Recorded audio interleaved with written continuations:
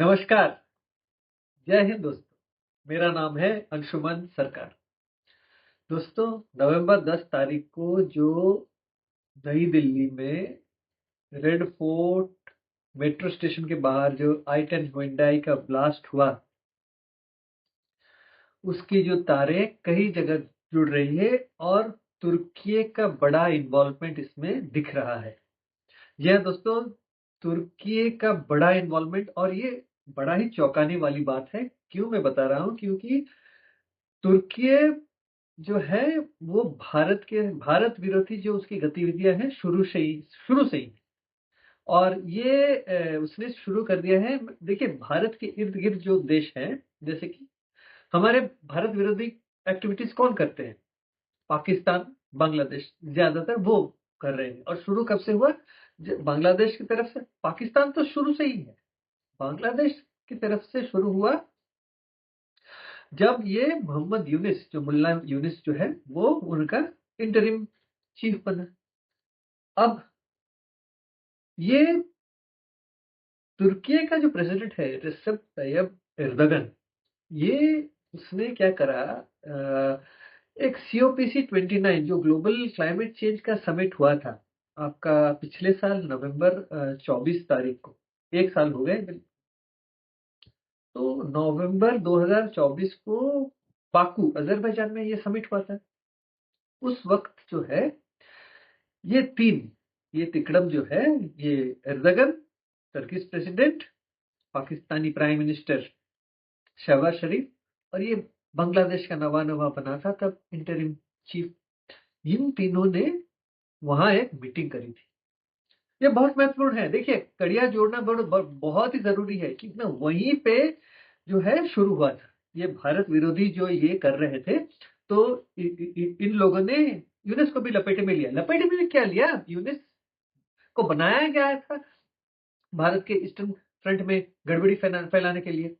तो ये मीटिंग हुआ, उसके बाद जो है गतिविधियां बहुत तीव्र हो गई भारत के विरुद्ध बांग्लादेश की ओर से। क्योंकि ना वो इन जो है आपका जो फ्यूल करता रहा, मतलब ईंधन जो है उसका जो है जुगाड़ करता रहा। कौन? एर्दोगन। और उसने जो है अपना जो मिलिट्री अलायंस वगैरह भी बांग्लादेश के साथ और मजबूत करने की उसने शुरू कर दी। उसके बाद थोड़ा फास्ट फॉरवर्ड करेंगे हम, मई महीने 2025 इस साल का ऑपरेशन सिंदूर हुआ। ऑपरेशन सिंदूर जब हुआ, तो ऑपरेशन सिंदूर के दौरान क्या हुआ था? ऑपरेशन सिंदूर के दौरान जो है, यही तुर्की उसने एक अपना जो नेवी का जहाज भेजा था पाकिस्तान, उसके साथ साथ उसने ड्रोन्स भेजे थे और कई तरह के वेपनरी भेजे थे, जो कि इस्तेमाल किया गया भारत के खिलाफ। ये है। देखिए, ब्लास्ट, मैं दिल्ली ब्लास्ट का जो है वो बताऊंगा, लेकिन थोड़ा सा ये बैकग्राउंड आपको जानना जरूरी है, क्योंकि कैसे क्या कर रहा था। देखिए, जब पाकिस्तान का ऑपरेशन सिंदूर में एकदम उसका करारा मतलब हार हुआ, तो एक्चुअली में क्या है, उनका जो जैश ए मोहम्मद जो है, हाफिज सईद का बहावलपुर का हेडक्वार्टर बिल्कुल मिट्टी में मिल गया। तो उसको बदला लेना था भारत से। तो भारत से जब बदला लेना था उसको, तो उसको भी जरूरत है जो है दूसरे लोगों की। क्योंकि ना अभी देखिए, अभी ये हालत है, जो पाकिस्तान के भीतर कहीं पे भी अगर उनका कोई भी टेरर एक्टिविटी हो रहा है, तो वो भारत की मिसाइल के रेंज में आता है। तो अब उसको एक सेफ हेवन चाहिए, जैश ए मोहम्मद को या जो एलिट लश्कर तैयबा को। तो हफीज सईद का बहावलपुर हेडक्वार्टर, और फिर इसके तो मारे गए किसके? मसूद अजहर के, उसके फैमिली मेंबर्स। तो अब जो है उनका हेडक्वार्टर सुनने में आया था कि KPK की ओर वो ले गए हैं कुछ टेरर कैंप्स। अब इस जानने में आ रहा है कि उनका जो टेरर मॉड्यूल है, वो अभी जैश ए मोहम्मद का वो या लश्कर तैयबा का वहां अब तुर्की शिफ्ट हो गया है। तो कुछ जो जो है तुर्की में चल रहे हैं। ये एक हुआ। दूसरी चीज ये है कि पिछले कुछ दिनों में, ये पूरे अक्टूबर के महीने में, जो हाफिज सईद का जो एक जो लेफ्टिनेंट है, उसका राइट हैंड, लेफ्ट हैंड, जो भी आप बोल सकते हो, वो बार बार धमकी दे रहा था कि वो हम कुछ प्लानिंग कर रहे हैं, हम टेरर एक्ट करेंगे। इंटेलिजेंस इनपुट भारत को था इस बारे में, इसीलिए तो इन्वेस्टिगेशन बहुत तेजी से चल रहा था भारत में। और ये जो इंटेलिजेंस इनपुट कई दिनों से थे और कई लोगों पे नजर बनी हुई थी। और इस बीच वो लोग बार बार बोल रहे थे कि हमारे साथ बांग्लादेश है, क्यों ना ये हाफिज सईद ने ये सैफुल्लाह साइफ करके एक उसका टेररिस्ट है, उसको भेजा था बांग्लादेश में। तो बांग्लादेश में जो कम उम्र के लड़कों और लड़कियों को, दोनों को वो लोग जो है अपने टेरर ट्रेनिंग कैंप्स में जो दे रहे थे ट्रेनिंग। वो करीबन 60 किलोमीटर अंदर है, त्रिपुरा, हमारे त्रिपुरा बॉर्डर से 60 किलोमीटर अंदर वहां पे उनका ट्रेनिंग कैंप है, वहां पे वो ट्रेनिंग दे रहे हैं। और ऊपर से उन्होंने कह भी दिया कि भैया बांग्लादेश हमारा लॉन्च पैड बनेगा।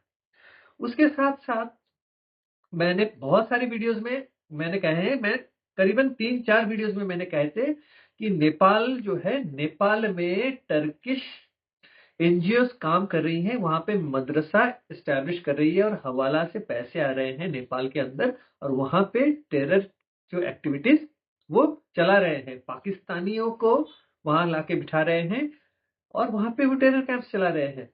तब फैसिलिटेट कौन कर रहा था? तब उनके यहाँ जो KP Sharma Oli prime minister हुआ करता था, फिर जेनजी का प्रोटेस्ट हुआ, वो गया भाग गया। तो वहां पे जो है भी विस्तार से वो लोग कर रहे हैं। ये जो भारत से सटा जो बॉर्डर है बिल्कुल, उसमें मदरसे में बिल्कुल यही सारी चीजें ब्रेन वॉशिंग करके यही सारी ट्रेनिंग कैंप्स चल रही है। अब हम आते हैं ब्लास्ट वाले दिन की बात, अब नवंबर 10 की बात हम करते हैं। उसमें जो गाड़ी चला रहा था उसका नाम जो है आपका डॉक्टर उमर उन नबी, वो गाड़ी चला रहा था और ब्लास्ट हुआ। उसकी पुष्टि भी हो गई, क्योंकि उसके डीएनए टेस्ट में उसके जो छितरे मिले थे उसके बॉडी के, उस गाड़ी में से पता चल गया कि उसी ने जो है फिदायीन हमला किया था और ब्लास्ट करवाया था। अब ये जो ब्लास्ट हुआ वो वो तो गया, खत्म हो गया है, वो निपट गया ब्लास्ट में। लेकिन उसके साथ जो वो अरेस्ट हुआ दूसरा एक बंदा, डॉक्टर मुजम्मिल शकील, ये दोनों जो है ये they're acting through the Jaish Mohammad module जो है। तो उनका जो मॉड्यूल इनका है, लेकिन उनके हैंडलर्स जो है वो तुर्की में है। तो तुर्की से ये बिल्कुल पूरी चीज वो ऑपरेट हो रही थी, और पूरा उनका जो ये गए भी थे, ये जो नबी, जो नाम क्या है उसका, उमर नबी, और ये डॉक्टर मुजम्मिल, ये दोनों गए थे तुर्की। वहां जाके वो लोग बहुत बड़ा मीटिंग हुआ था, कई लोग गए थे वहां पे, मीटिंग हुआ था, और पूरी जो टेरर के प्लानिंग वहां तुर्की में हुआ था। तो तुर्की जो है इसमें बहुत बड़े तादाद में उसको शामिल है। अब मैं क्यों बता रहा हूँ तुर्की का इन्वॉल्वमेंट और बहुत ही स्ट्रांग है, क्योंकि न और एक खबर आ रही है अभी।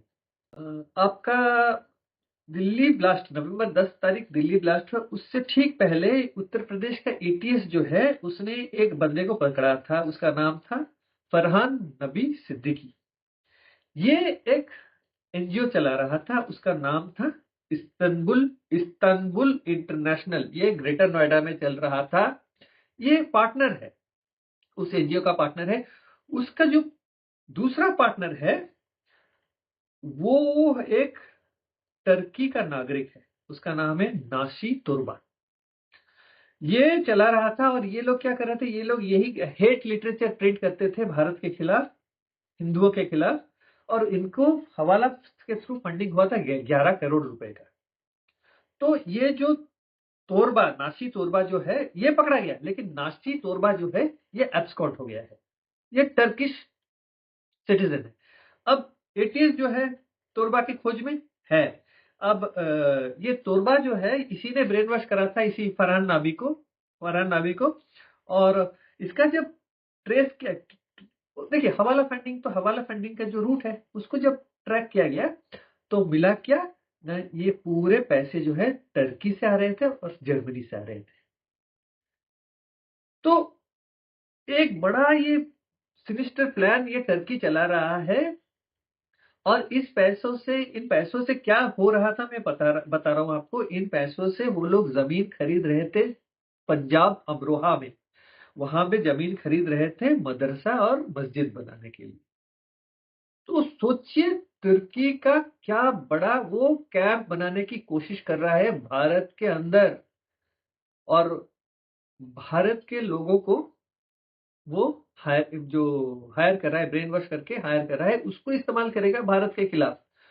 देखिए, तुर्की का हमारे साथ क्या प्रॉब्लम है? कोई प्रॉब्लम नहीं है, हमारे को क्या प्रॉब्लम है। लेकिन तुर्की का जो प्रेसिडेंट है रिसेप तैयब अर्दगन, उसको बनना है खलीफा, कैलिफट उसको दोबारा से शुरू करनी है और उसको बनना है खलीफा। इसीलिए वो सारी चीजें वो कर रहा है। वो देखिए, शुरू शुरू में जब प्राइम मिनिस्टर था तब उसकी हरकतें इतनी ज्यादा नहीं थी। जब प्रेसिडेंट बन गया वो 2014 में, तो इसकी हरकतें बहुत ज्यादा बढ़ गई है। और ऊपर से उसको दिख गया कि भैया एशिया के देशों में कई मतलब जो मुस्लिम पॉपुलेशन बहुत ज्यादा है, और अगर हम भारत की पॉपुलेशन देखें, मुस्लिम तादाद देखें, तो ग्लोबल पॉपुलेशन का 10% बनता है भारत। तो उसको एक बड़ा एक चंक दिखा। और देखिए, वो लोग ऐसे पंचर वालों को नहीं लेंगे, क्योंकि ना वो बड़े तादाद में और बड़े आकार में ये लोग जो भी करना है भारत के भीतर वो करेंगे। इंटेलिजेंस इनपुट था इस बारे में। तो ये डॉक्टर्स वगैरह जो हायर किया गया, ये इसीलिए हायर किया गया क्योंकि ना तुर्की इसमें इन्वॉल्व था। हफीज सईद वगैरह वो क्या करेंगे, ये पंक्चर वालों को जो है उनको हायर करेंगे ये फिदाइन अटैक के लिए। लेकिन तुर्की का दिमाग इसमें है, इसीलिए उन लोगों ने ये किया, ये अंजाम दिया इसको। तुर्की का बड़ा इन्वॉल्वमेंट और भी चीजों में है, जैसे कि भारत विरोधी चीजों में। जैसे कि देखिए, हमारा जो अपाचे हेलीकॉप्टर्स जो है, हमने भारत में ऑर्डर किया था। तो हमारा एक कंसाइनमेंट आने वाला था 3 हेलीकॉप्टर्स का। तो वो यूएस से निकला, यूके में आया, यूके से उसको भारत आना था। लेकिन कल खबर आई कि भैया उसको पैक करके दोबारा जहाज में चढ़ा के उसको वापस फिर ले गए अमेरिका। उसका बड़ा कारण ये है कि तुर्की ने अपना जो एयर स्पेस है उसको अलाउ नहीं किया कि वो हेलीकॉप्टर्स को फ्लाई करके जहाज में चढ़ा के उसके देश के ऊपर से लाया जाए। ये तुर्की का गवर्नमेंट जो है, देखिए, ये जो ब्लास्ट वाले जो जो खबर अभी आई है, उसमें जो है तुर्की का गवर्नमेंट जो है उसने बिल्कुल डिनाई किया हुआ है। उन्होंने एक बड़ा सा स्टेटमेंट डाला हुआ है कि भैया हम इन सारी चीजों में इन्वॉल्व नहीं है। भैया, पाकिस्तान तो हर रोज कहीं ना कहीं धमाका करता है भारत के भीतर, फिर मुकर जाता है। उसके यहाँ सबसे बड़े टेरर कैंप्स हैं, सबसे बड़े टेरर ऑर्गेनाइजेशंस बनाते हैं वहां, मशरूमिंग जिसे बोलते हैं।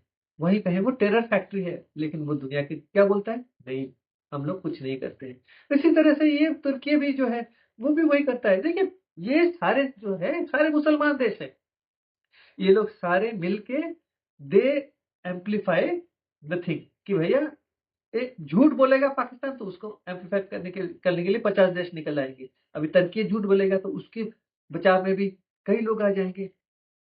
तुर्की शुरू से ही, जब से ये एर्दोगन आया है तब से कश्मीर को लेके बड़ा वो पाकिस्तान का साथ दे रहा है। यूएन में भी वो बोल रहा है यही बात, ऑपरेशन सिंदूर में जो सपोर्ट करा है उसने। अब भारत जो है, भारत देखिए, तुम अगर हमको उंगली करोगे तो हम भी तुम्हें उंगली करेंगे। तो हमने क्या करा, प्रधानमंत्री मोदी जी गए थे ना साइप्रस। साइप्रस का 1/3 इलाका जो नॉर्दर्न साइप्रस पोर्शन है वो तुर्की के कब्जे में है।